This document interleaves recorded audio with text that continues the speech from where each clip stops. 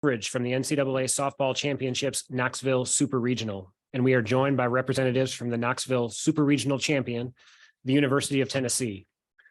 From left to right are head coach Karen Weekly and student athletes Kiki Milloy and Payton Gottshall. Coach, I'll turn it over to you. I couldn't be happier for our team. I mean, I stood watching them warm up yesterday before the first game, and I honestly got tears in my eyes just thinking about how much I love coaching this group, how they've totally bought in to what the coaching staff is teaching them. They bought into the process and just the joy of going out and competing every day. And when a team does those kinds of things, you just want success for them. And I'm just so happy for them. I'm so grateful to our fans. This place was louder the last 2-3 weeks, and today for sure, than really any time since I've been here. And our fans are just phenomenal. That game, you all saw it.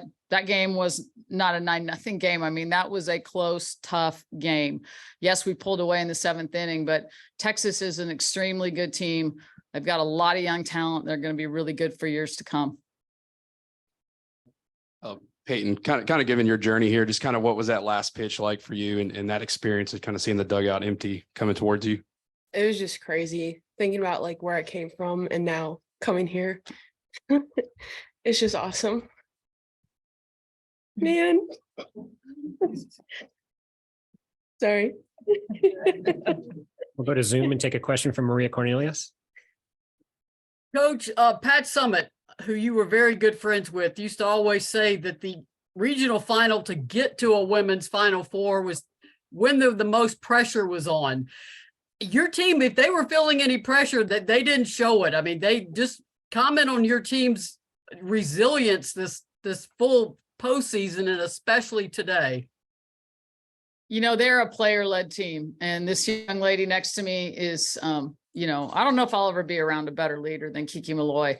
But the way Kiki and the leaders on our team have joined together to lead this team in such an incredible way, it's a player-led team. And I know one of the things Pat always said too is you're going to win championships when the players are the ones doing the leading. And that's what we have on this team. And it's just been so special to watch it evolve. We weren't always a team that, you know, was doing the things we did today. You're right. They played loose. And they played that way the whole game, no matter the score. We weren't always that way. And I think that's what's so gratifying to me as a coach, to watch them evolve into a team that really can focus on just playing softball and playing their hearts out. For Coach and Kiki, what can you guys say about how Destiny was able to step up in the field and at the plate today? You know, she's got after it. It sucks not having Laren, but we knew as a team that we weren't going to falter because we had Des, and she, you know, played the first half of the year, and we knew that like something good was going to happen, and we knew that every time that she stepped up into the box, she was going to do something great, and it happened when we needed it the most. So very proud of her. Yeah, I mean, Des, you know, we went through fall and January, and Des was doing some really good things for us with the bat.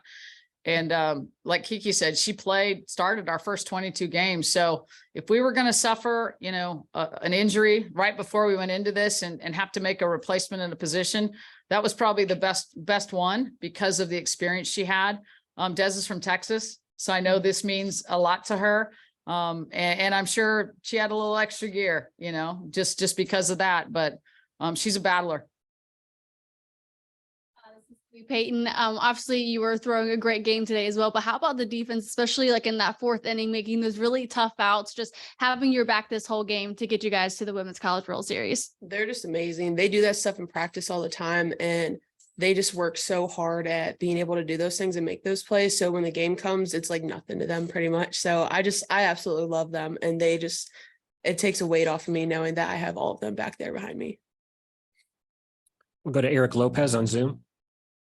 Question for Coach. Coach, what went through your mind in that last out was recorded and you realized you're going to OKC, and talk about your staff? Obviously, Megan Rhodes was there with you as a player back in 07, now with you in the staff, Chris and company. What went through your mind as that last out was recorded?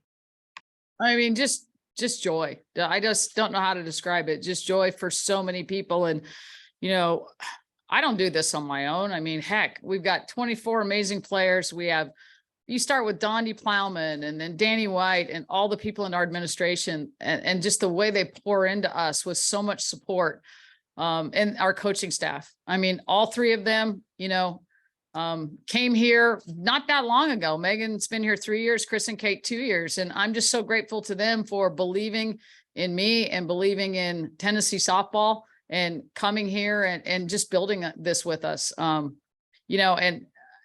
people want to make a big deal out of, you're coaching on your own now. I don't coach on my own. I don't do anything on my own. I've got so many people that help me every single day. And probably the best thing I do is hire people smarter than me, so that, we can do this together. And Ralph is a huge part of that. I mean, Ralph, heck, he was a big part of recruiting Kiki. We'll tell you that story someday. But he's recruited all these girls. So he's not gone. He's just as much a part of this. Stay on Zoom and go to Maria.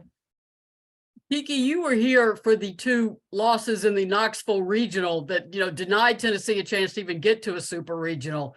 As a senior, you're now winning a super regional in your home stadium to get to the Women's College World Series. Can you even put into perspective yet what that means to you? It's kind of surreal, to be honest with you. I'm just, again, still just trying to soak it all in and live it all up because it's obviously so recent, but I just knew going into regionals and then obviously coming into super regionals, I knew that we were doing it, we were making it. Doesn't matter what needs to happen to do it, but I knew this team was going to get after it and win these games that we needed to. Kiki, I just want to rewind to yesterday's game when you made the over the shoulder catch. Did you talk to your dad about that catch at all? And who do you think has the better over the shoulder? Oh, not really. Didn't really talk about that one. He was just like, yeah, that was a good catch, but I should have made the other one. So yeah, but that's just, just helping Ashley out, doing what I need to do. And I was like, thank God I caught it.